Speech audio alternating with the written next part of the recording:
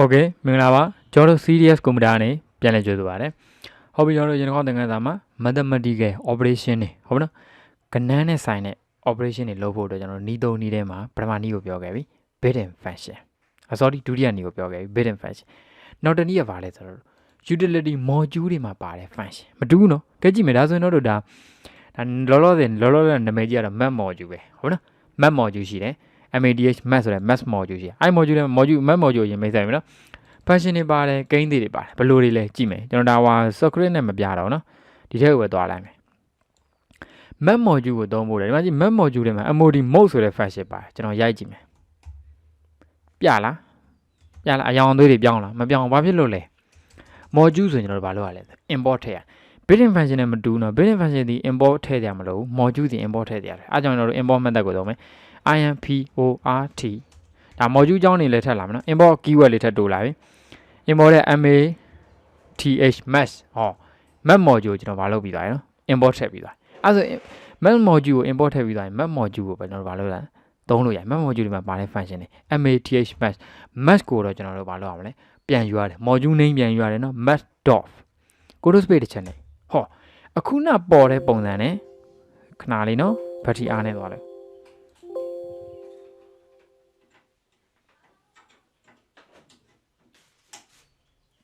ဟုတ်ပြီနော် sorry နော်ဘက်ထရီအားနေသွားလို့ခဏလေးဟုတ်ပြီနော်အခုနပေါ်တဲ့ပုံစံနဲ့တူလား code space တစ်ချက်နဲ့တွေ့လားဘလို့ပေါ်ရလဲခုနလိုfunction တွေပေါ်သေးလား built-in function တွေပေါ်သေးလားမပေါ်တော့နော်တွေ့လားsorry ပေါ်ဆိုတော့သူဒီ math ထဲဟာမို့လေဒီမှာကြည့် power ဆိုရင်လည်းဒီ math ထဲမှာလည်းပါတော့ power တွေပါလေ math နဲ့ဆိုင်တဲ့ဟာပဲပါလို့တော့ပေါ်တော့တယ်ကျန်တဲ့ math နဲ့မဆိုင်တဲ့ဟာတွေပေါ်တယ်အဲဆိုရင်တော့ math module မှာလုံးလို့ရတဲ့ဟာတွေဒီမှာရေးထားတာတွေနဲ့စုံလားမစုံဘူးလေဒီမှာ area အခေါ်အများကြီးပဲတန်းချမ်းကိုတန်းချမ်းနေ logarithm နေကျွန်တော်တို့ဘာလုပ်လို့ရလဲတွက်ချက်လို့ရတယ်ကဲလောလောဆယ်ကျွန်တော် math module ရဲ့ constant တစ်ခုထုတ်ရင်ပိုင်တန်ဖို့ထုတ်ကြည့်မယ်ပိုင် math dot ပိုင် code space math dot ပိုင်ရတာတန်ဖို့ဒါမှမဟုတ်ဘယ်နှလုံးဖြတ်ပြနေ4 6 8 10 12 15ပိုင်သွန်ဒီကျွန်တော်အားကြောင့်ခုန floating point number မှာလဲဒသမအနည်းဆုံးအများဆုံးဘယ်နှလုံးထိသူပြပေးမလဲဆိုရင်15လုံးထိအများဆုံးပြပေးမယ်အဲ့ဒါကြော်ပြီးတော့မပြဘူးဖြတ်ချပြီးတော့ပြဟုတ်နော်ဒါ math dot ပိုင်ဆိုတဲ့ဘာကိုသုံးလိုက်တာနော်ဂိမ်းတွေသုံးတယ်ကဲ math dot e ဆိုလဲအဲ့လိုပဲဟုတ်နော်ဒါကျွန်တော်တို့ constant ဂိမ်းတွေလေးထုတ်ကြည့်ရနော်ဒါကကြ function မဟုတ်ဘူးသူ့ရပါလဲဆိုရင်တော့ variable name တစ်ခုပဲဟုတ်နော် variable name ပေးထားတဲ့တစ်ခုကဲကျွန်တော်တို့ power ကိုတွက်ကြည့်မယ် math ပဲနော် math dot power ဆိုမတွက်ဘူးတွေကတွက်မယ်ဗျာmath dot s2 ရတယ်square root ကိုတွက်မယ်ဒါကြည့်နော် square root တွက်မယ်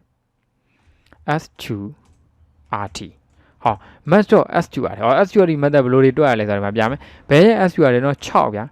6ရဲ့ s2 ရတယ်ကိုတွက်ကြည့်မယ်ဟုတ်လား square root အဲ့ဒါခေါ်ကြည့်ဟိုးအဲ့ဒါပြခဏလေးတစ်ချက်ကြည့်မယ် sorry နော်ကျွန်တော်တော့အရေးမှားသွားတယ် s2 ရတွေကဟိုနဲ့လွဲဆိုကျွန်တော် power နဲ့မျက်စိတွေမှားသွားတာ math dot s2rt square root က parameter တစ်ခုပဲလေဘယ်ရဲ့ square root ကိုတွက်ချင်တာလဲ8ကိုတွက်ချင်တယ်ဟော8ရဲ့ square root ဒီဒီလောက်ထွက်တယ်ကဲ math လွယ်တဲ့ square root တွက်ချင်မယ် math dot s2rt square root တွက်ဖို့လည်းကျွန်တော် built-in function မပါဘူးကိုယ့်ကိုကျွန်တော်တို့ပုံမှန် formula နဲ့လေ operator တွေသုံးပြီးတော့တွက်ချင်လဲရတယ်ဒီလိုလွယ်လွယ်ကူကူ math module ကိုသုံးပြီးတော့မလုပ်လိုက်လို့လည်းရတယ်တွက်လိုက်လို့လည်းရတယ်အဲ့ဒီပုံစံနော် s2rt ကိုဟော33ကိုလေဟုတ်တယ်နော်အဲ့ဒါ square root တန်ဖိုးတွေလည်းကျွန်တော်တို့မလုပ်လို့ရလဲလွယ်လွယ်ကူကူတွက်လို့ရအဲ့ဆိုတော့ဒါဘာ module ကိုသုံးလိုက်တာလဲဆို math module ကိုသုံးလိုက်ဒီမှာကြည့် power POW ရဲ့ function ဒီကျွန်တော် POW ဒီ built-in မှာလည်းပါတော့ POW ပါတယ် math မှာလည်းပါတယ်တူတူပဲ math POW ဟုတ်လား math dot power ဘယ်ရဲ့ power လဲကြည့်မယ်2 power 5 2ကို5ကမြောက် okay အဲ့ဒါကအဖြေဒီလိုပဲထွက်မှာကဲဆိုတော့2 exponent 5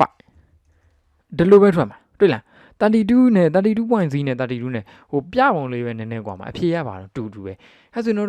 ဒီရဲ့ power နဲ့ built-in function power POW ဟော built-in function ရဲ့ power 2.5 ဟောဒီအဖြေပဲထွက်မှာတွေ့လားအဖြေထွက်ပုံချင်းတူတယ်ဒီကောင်ကဒသမလေးပို့ပါတယ်အဲ့လိုထူးခြားချက်လေးကျဒီလိုတွက်လို့လည်းရတယ်ဒီလိုတွက်လို့လည်းရဒီလိုတွက်လို့ရကဲဆိုတော့မေဘယ်ဟာပုံမြန်လဲဒါကိုကျွန်တော် secret အနေနဲ့ထားလိုက်မယ်ဘယ်ဟာပုံမြန်လဲဆိုတော့ကိုယ့်ကိုရှာပြီးတော့လေးလာကြည့်ပြီ okay မနော် Python နဲ့ programming တွေမှာလို့ဒီလိုလုပ်လို့ရတယ်ဟိုလိုလုပ်လို့ရတယ်လုံးနောက်တော့လုပ်လို့ရတာတွေအများကြီးတယ်ဘယ်နည်းကပိုကောင်းလဲဘယ်နည်းကပို့တော့ memory စားတတ်တာ performance ပိုကောင်းလဲဆိုတာတွေကပြဿနာပါရှိဒါလေးကျွန်တော်တို့ကဏ္ဍနှလုံးလေးပဲတွေ့တာလေတကယ်ကျွန်တော်တို့ကိန်းကဏ္ဍအကြီးတွေကင်တဲ့နေရာမှာ memory တွေပါဖြစ်သွားပြီနော်စကားပြောသွားပြီ okay မနော်အဲ့ဒီနေရာမှာဘယ်ကောင်အသုံးများလဲဘယ်ကောင်သုံးသင့်လဲဆိုတာကြတော့ secret စက်လေးလာပြီပါဗျာ okay မနော်ဟုတ်ပြီကျွန်တော်တို့ဒါဆိုရင်ဒါဘာ module ကိုသုံးလိုက်တာလဲဆိုရင်